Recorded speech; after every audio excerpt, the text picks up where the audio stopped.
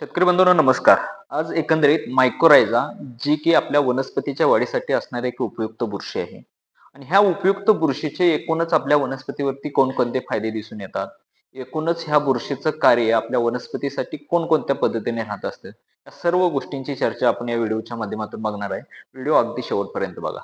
तसं बघायला गेलं मायक्रोरायझा असताना मुळातच एक पिकांचा नैसर्गिक मित्र आहे आणि मित्राबरोबरच ह्या मायक्रोरायझा हे असताना मुळातच एक बुरशी आहे आणि ही जी बुरशी आहे, जे आपले पिकांचे, वनस्पतीचे जे मुळं असतात, त्या मुळांच्या सानिध्यामध्ये अगदी सहजीवन पद्धतीने राहत असते किंवा असोसिएट पद्धतीने राहत असते आणि सहजीवन पद्धतीने राहिल्यानंतर जे आजूबाजूचे जे पोषक अन्नद्रव्ये आहेत, ते अन्नद्रव्ये ही बुरशी त्याचे जाळे शेवटपर्यंत पसरवून ते अन्नद्रव्ये वनस्पतीच्या सानिध्यामध्ये उपलब्ध करून देण्याचं काम ही मायक्रोरायझा आपल्याला बुरशी करत असते. आता मुळातच याच्यामध्ये बघू शकता आपण ही वनस्पतीची जी मुळं आहेत आणि या वनस्पतीच्या मुळाच्या सानिध्याच्या आसपास ही जी बुरशी आहे त्या बुरशीची ग्रोथ होत असते आणि आजूबाजूचे जे पोषक अन्नद्रव्य आहेत मग ते नत्र असेल, स्फुरद असेल, पालाश असेल किंवा दुय्यम अन्नद्रव्य असतील, सूक्ष्म अन्नद्रव्य असतील, ते पूर्ण अन्नद्रव्य त्या वनस्पतीला उपलब्ध करून देत असते. तिला आपण मायक्रोरायझा म्हणतो. आता एकंदरीतच ह्या मायक्रोरायझा हे बुरशी किंवा लिक्विड फॉर्म मधलं किंवा पावडर फॉर्म मधलं आपण वनस्पतीला किंवा आपल्या प्लॉटला दिल्यानंतर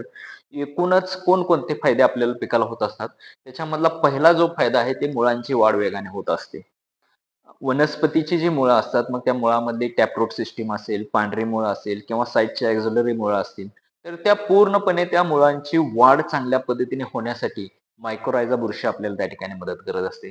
त्याचबरोबर झाडामध्ये दुष्काळ सहनशील असेल, पाण्याला किंवा ताण सहनशील असेल किंवा एकूणच किडी रोगांना सुद्धा ताण सहन करण्याची क्षमता त्या मायक्रोरायझा बुरशीमुळे आपल्याला वनस्पतीमध्ये दिसून येते.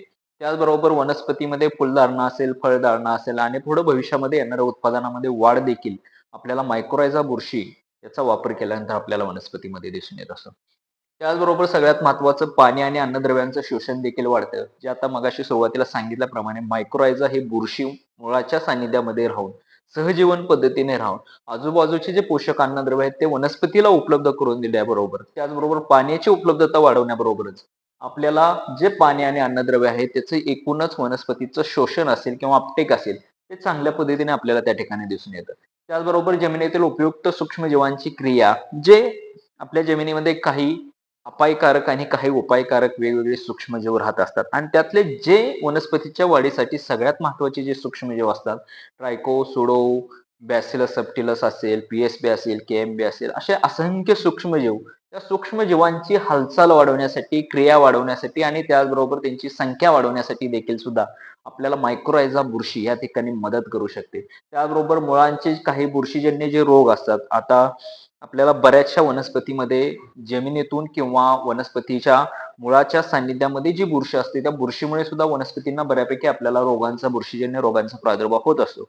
आणि हे जे बुरशीजन्य होणारे रोग असतात, ते बऱ्यापैकी आटोक्यात आणण्याचं किंवा कंट्रोल किंवा नियंत्रित करण्याचं काम हे आपल्याला मायक्रोरायझा बुरशी त्या ठिकाणी मदत करत असते. आता एकूणच ही मायक्रोरायझा आहे ती कार्य कशी करत असते. आपण वनस्पतीला ड्रिपच्या माध्यमातून असेल किंवा बेसल डोस खताच्या माध्यमातून दिल्यानंतर एकूणच ही मायक्रोरायझा आपल्या वनस्पतीमध्ये कार्य किंवा एकूणच आपल्याला पोषक अन्नद्रव्य वनस्पतींना कसे उपलब्ध करून देत असते. त्याच्यामध्ये बघायला गेलं मायक्रोरायझा ही बुरशी पिकांच्या मुळाशी जोडलेली असते.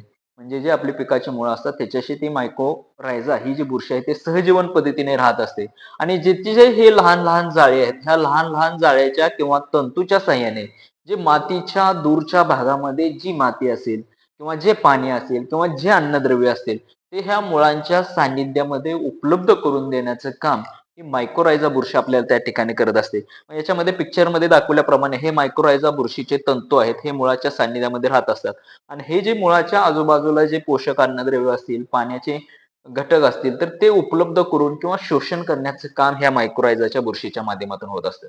आता एकूणच ही मायक्रोरायझा बुरशी वापरताना कोणकोणती काळजी घेतली पाहिजे किंवा कोणत्या पद्धतीने वापरले पाहिजे, कोणत्या स्टेजला वापरले पाहिजे आणि त्याची एकूणच वनस्पतीमध्ये वापरत असताना कोणकोणत्या गोष्टी त्या ठिकाणी पाळल्या पाहिजे. आता लागवडीवेळी किंवा ट्रेंचिंगच्या माध्यमातून आपण वापरू शकतो.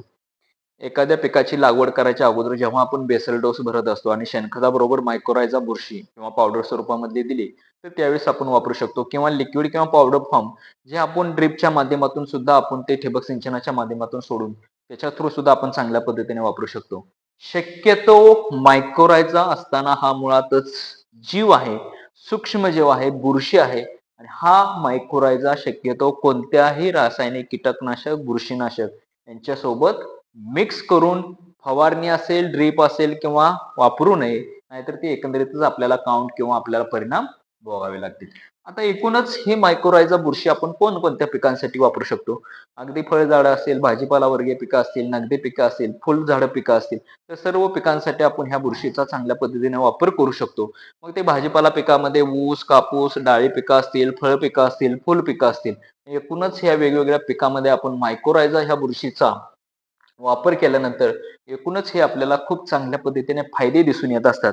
तर असेच शेतीवरती, कृषीवरती आपण नवनवीन व्हिडिओ आपण आपल्या YouTube चॅनल असेल, Insta असेल, Facebook असेल त्याच्या माध्यमातून बनवत असतो. सर्व शेतकरी बांधवांना हा व्हिडिओ कसा वाटला कमेंटच्या माध्यमातून जरूर सांगा. ज्याही शेतकरी बांधवांनी अजूनही आपल्या YouTube चॅनल, Insta आणि Facebookला लाईक, शेअर आणि सबस्क्राईब केले नसेल तर त्या शेतकरी बांधवांनी जरूर करावे. धन्यवाद.